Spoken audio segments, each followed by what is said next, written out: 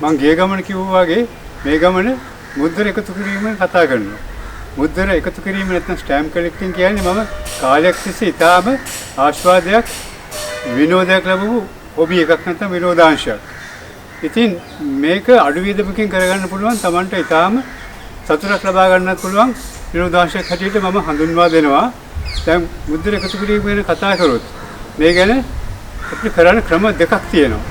මේක මූලික හැඳින්වීමක්. අපිට පුළුවන් විනෝදයේ සඳහා මුද්දර එකතු කරන්න අපිට පුළුවන් ප්‍රතිලාභයක් බලාගෙන කවදා හරි මේකේ වටිනාකම වැඩි වෙයි කියලා මුද්දර එකතු කරන්න. මම කියන්නේ දෙවෙනි එක අමතක කරලා පළවෙනි කාරණේට එකතු කරන්න සතුට සඳහා. ඒ මොකද ඉන්වෙස්ට්මන්ට් එකක් කියන්නේ ඕනම දෙයක රිස්ක් එකක්. අපි මුදල් ආයෝජනය කරලා අපි දන්නේ අපිට ඒ ප්‍රතිලාභය ලැබෙයිද කියලා. නමුත් සතුට කියන එක ඊට වඩා වටිනවා. මම හැමදාම මුද්දර එකතු කළේ සතුට සඳහා අවම වේදමක් ධර්මෙන් දැන් මෙහෙම එකක් කියන්න ඕන. යුනිවර්සල් පෝස්ටල් යූනියන් කියන්නේ ජාත්‍යන්තර තැපැල් සංගමයේ මේකේ සමාජික රටවල් 152ක් තියෙනවා. ඒ කියන්නේ එක්සත් ජාතීන්ගේ සංගමයේ ඉන්න සමාජිකයන් ඔක්කොම වගේ මේකෙත් ඉන්නවා.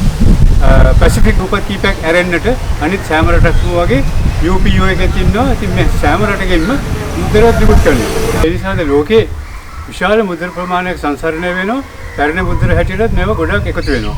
ඒ නිසා සමහර විට වටිනාකම් කල්යන්න යන සමහර මුද්දර වල අඩු වෙන්න පුළුවන්. සමහර ඒවා වැඩි වෙන්න පුළුවන්. ඉතින් මේ ගැන කරදර වෙනවට වැඩිය අපි විනෝදාංශයක් හැටියට එක්කව කළොත් අපිට සතුට තියෙනවා. දැන් මමත් හැමදාම ඒක මුල් කරගෙන තමයි මුද්දර එකතු කළේ. හොඳයි. අපි කොහොමද අඩු වියදමකින් මුද්දර එක්කව කරගන්නේ? මම පටන් ගන්නකොට සාමාන්‍ය තැපැල් ලියුමක් යවන්න 760යි. ඊටත් අඩුවෙන් තිබුණා. ඊට පස්සේ රුපියල් 2 වුණා. දැන් රුපියල් 50ක් වුණ සාමාන්‍ය ලියුමකට. ඉතින් මම ඉස්සර පොස්ට් ඔෆිස් එකට ගිහිල්ලා එන ගමන් මුද්දර කීපයක් සාක්කුවේ දාගෙන එනවා. දැන් ඒක කරන්න බෑ. එතකොට අපි මුද්දර ලබා ගන්න ලේසි ක්‍රමයක් කල්පනා කරොත් අපිට ගෙදරට එන ලියුම්, ඒ වගේම කාර්යාලයට එන ලියුම්. එතකොට අපේ මිත්‍රයෙක් ඉන්න පුළුවන් ඒ වගේ කාර්යාලයක. එහෙම ඇට කියලා අපිට මුද්දර ලබා ගන්න පුළුවන්. කැන්සල් මුද්දර වර්ග දෙකක් තියෙනවා. කැන්සල් සහ මින්ට් කියලා. සාමාන්‍යයෙන් කියනවා මින්ට් කියන්නේ සීල් නොගහපු පිටිපස්සේ ගම් එක හොඳට තියෙන මුද්දරේ, ඒ කියන්නේ කවර එක අලුවල නැහැ. ඒවා වටිනවා කියලා කැන්සල් මුද්දර වලට වැඩිය. නමුත් සමහර කැන්සල්ඩ් මුද්දර, ඒ කියන්නේ සීල් එක ගහපු මුද්දර, පාවිච්චි කරපු මුද්දර මින්ට් එකට වඩා වටිනවා. ඒ නිසා අපිට මේකත් මේ මුල් කරගෙන මුද්දර එකව කරන්නට බෑ. හැම වර්ගයක්ම එකව කරන්න පුළුවන් නම් හොඳයි. නැත්නම් ලැබෙන කැන්සල්ඩ් මුද්දර එකව කරගන්න. එතකොට තවත් දේවල් තියෙනවා. පෝස්ට් කාඩ් සීල් මම පෙන්නන්නම්. මම දන්නා කෙනෙක් රෙජිස්ටර්ඩ් සීල්ස් එකව කරලා ලංකාවේ හැම පළාතකින්ම. ඒ ඇල්බම් එක දැක්කම හරි කුතුහලයක් ඇති වෙනවා. ඒක හරි වටිනාකමක් තියෙනවා. මම කියන්නේ මුදල් වටිනාකම නෙමෙයි. මේ එකතු කිරීමේ වටිනාකම. මේ සෑම මුද්දරයකම සංස්කෘතික සහ ඓතිහාසික වටිනාකමක් තියෙනවා. ඒ හින්දා ඒක මුල් කරගෙන එකතු කරන්න දැන් අපි විනෝදයක් ලබන්න යම්කිසි වේදමක් දරන්න එපා. ඒ කියන්නේ දැන් අපි මුද්දරකට ගිහලා හුලං වැදුනොත් අපිට ඒක නොමිලේ ලැබෙන විනෝදයක් කියලා හිතන්න පුළුවන්. අපි ඒකටත් කාලයක් මිඩංගු කරන්න ඕනේ. ඒ වගේම එතනට යන්නත් ඕන. හැමෝම මුද්දරට ගාව නැහැනේ. එතකොට එතනත් වේදමක් තියෙනවා. ඒ නිසා විනෝදයේ සඳහා කිසිම තැනක අපිට නොමිලේ ලැබෙන්නේ නැහැ. නමුත් මේ විදිහට මුද්දර කව කරොත් අපිට අවම වේදමකින් උපරිම තෘප්තියක් ගන්න පුළුවන්. හොඳයි. මම දැන් හඳුන්වා දෙන්නම් අපි එකතු කළ යුතු මුද්දර වර්ග මොනවද කියන එක. මම මුද්දර විකුණන කෙනෙක් නෙමෙයි. මම කවදාවත් වෙළඳාම් බලාගෙන මේක කරේ නැහැ. මම එකතු කළේ දැනුම සහ විනෝදයේ සඳහා පමණයි. ඉතින් අපි මුද්දර මූලික වශයෙන් හඳුන්වුවොත් ඩෙෆිනිටිව් කියලා වර්ගයක් තියෙනවා. එතකොට කොමෙමොරේටිව් කියලා වර්ගයක් තියෙනවා. දැන් මේ පික්ටෝරියල් කියන එක. පික්ටෝරියල් කියන එක ඩෙෆිනිටිව් වලටත් එන්න පුළුවන්, කොමෙමොරේටිව් වලටත් එන්න පුළුවන්. නමුත් මූලිකව අපි ඩෙෆිනිටිව් ගැන කතා කරොත් ඩෙෆිනිටිව් කියන්නේ සෑම රටකම තැපැල් කාර්යාලය මගින්, තැපැල් දෙපාර්තමේන්තුව මගින් මුද්දරයක් නිකුත් කරනවා එදිනෙදා තැපැල් භාවිතයට. සාමාන්‍යයෙන් අපි ලියුමක් පෝස්ට් කරන්න ගියාම තැපැල් කන්තෝරුවකට ඒකට ඒගොල්ලෝ ඩෙෆිනිටිව් එක දෙන්නේ. මම මේ උදාහරණ කිප්පයක් දැන් මේ පෙන්නනවා ලංකාවේ නිකුත් කරපු ඩෙෆිනිටිව් මුද්දර. ඒ වගේම සෑම රටකම මේ ඩෙෆිනිටිව් මුද්දර නිකුත් කරනවා. නමුත් මේ ඩෙෆිනිටිව් සමහර විට පික්ටෝරියල් වෙන්නත් පුළුවන්. පික්ටෝරියල් කියන්නේ යම් විචිත්‍ර දර්ශනයක් පෙන්වන මුද්දර. එතකොට දැන් පික්ටෝරියල් කියන වචනේ එච්චර පාවිච්චි වෙන්නේ නැහැ. මේ තියෙන්නේ ලංකාවේ නිකුත් කරපු ඒ වර්ගයට ගන්න පුළුවන් මුද්දර කීපයක්. අපි එතකොට කොමෙමොරේටිව් කියන වර්ගය ගත්තොත් කොමෙමොරේටිව් මුද්දර කියන්නේ යම්කිසි අවස්ථාවක් හෝ පුද්ගලයක් සිහිපත් කිරීම පිණිස. ගොඩනැගිල්ලක් වෙන්න පුළුවන්, ප්‍රසිද්ධ පුද්ගලයෙක් වෙන්න පුළුවන්, කලාකරුවෙක්, දේශපාලඥයෙක් වෙන්න පුළුවන්, අජටාකාශගාමියෙක් වෙන්න පුළුවන්. එහෙම නැත්නම් යම්කිසි ස්ථානයක් වෙන්න පුළුවන්, පාසලක් වෙන්න පුළුවන්. ලංකාවේ පාසල් වලට ගොඩක් මුද්‍රණ නිකුත් කරලා තියෙනවා. ඉතින් මේවා අපි කොමමරේටිව් කියන්නේ ඒවා ස්මරණය කිරීමේ මුද්‍රණ හැටියට අපිට හඳුන්වන්න පුළුවන්. පිටරටත් මේවා බහුලයි. මේවා තමයි වැඩියෙන්ම දැන් තැපැල් කාර්යාලය වලින් ලෝකේ පුරාම නිකුත් වෙන්නේ. මොකද මේවා ගන්න ලෝකේ පුරාම මුද්‍රණ එකතු කරන අය හොබිස්ලා විශාල රුචියක් දක්වනවා. එතකොට මම සඳහන් කළා මින්ට් සහ කැන්සල්ඩ්. දැන් මේ පෙන්වන්නේ මින්ට් මුද්‍රණ කිහිපයක්. එතකොට මේ තියෙන්නේ කැන්සල්ඩ් මුද්‍රණ. මේවා මම කිව්වා වගේ අපිට හරියටම කියන්න බෑ මින්ට් මුද්‍රේ වටි කැන්සල්ඩ් එකට වඩා කියලා. මූලිකව ඒ වටිනාකම තිබ්බත් පහු වෙනකොට ඒක වෙනස් වෙන්න පුළුවන්. ඒ හින්දා මේ මම කියන්නේ වටිනාකම ගැන හිතන්නේ නැතුව මේ මුද්‍රයට Taman කැමති නම් මේකට ආස නම් මේක මං ගාව තිබුණොත් හොඳයි කියලා හිතෙනවනම් එතකොට මේ මුද්‍රේ ගන්න. අරන් තියාගන්න.